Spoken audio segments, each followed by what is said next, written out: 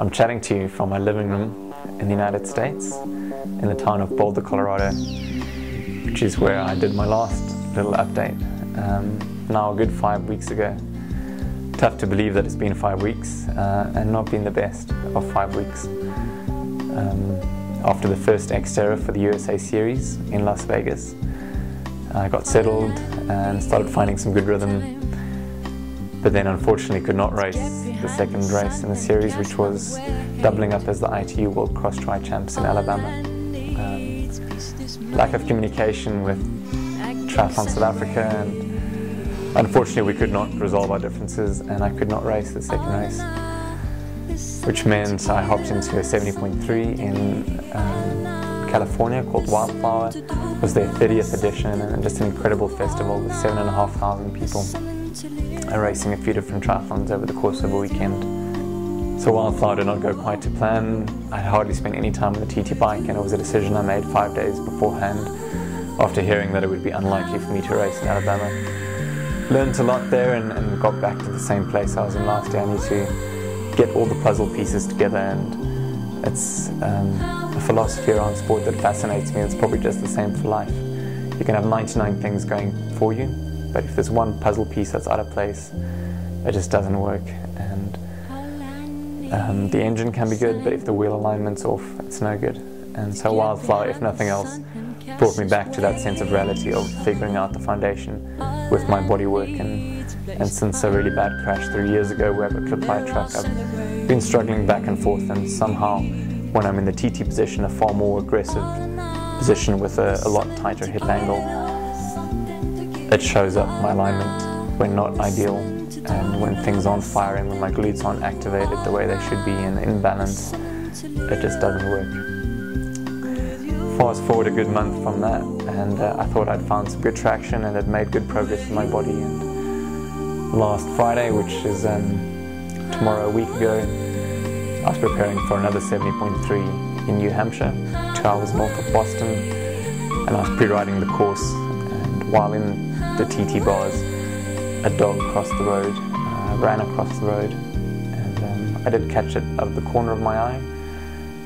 There was just no way I could get my hands from there to the brakes, and even if I could have, it all happened so quickly, and the dog, I think the dog's just fine, but it just took the front wheel out from underneath me, and I must have gone up more than forward, because I was at a good clip and I hardly have much grazes. I'm hardly scraped up, but unfortunately my collarbone shattered in 7 pieces, and 5 of my vertebrae at the spinal process bits are chipped off and fractured.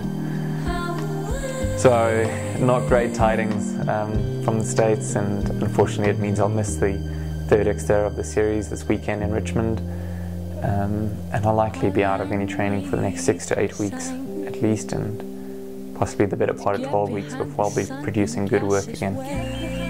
I hope that leaves me enough time for the end of the year for the USA Champs in Maui, but that remains to be seen. But it could be significantly worse, and I've been just blown away again by the support back home and the triathlon community back home, and it's been humbling and it's been really supportive, and I still hope it's possible to get home to Neisner in a month's time. It's going to be dependent on my back and how much progress we can make. At the moment I'm pretty sedated and under good pain medication, and sure I could do that, and I'm sure I'll get through the flight, but I just wouldn't like to hamper the recovery in any way. So who knows, I might get to see you all soon enough, and I hope you're all preparing for the Xterra in Neisner on the 12th of July. If I'm there, I sure won't be joining you in the mud, but I might be cheering you on from the sidelines.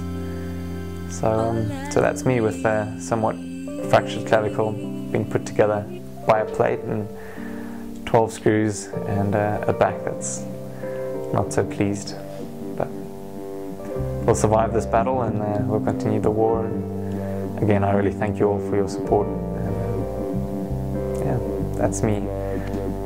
So I got out of hospital yesterday, and I don't quite know what the next couple of weeks hold. For the back, there's no brace, there's no treatment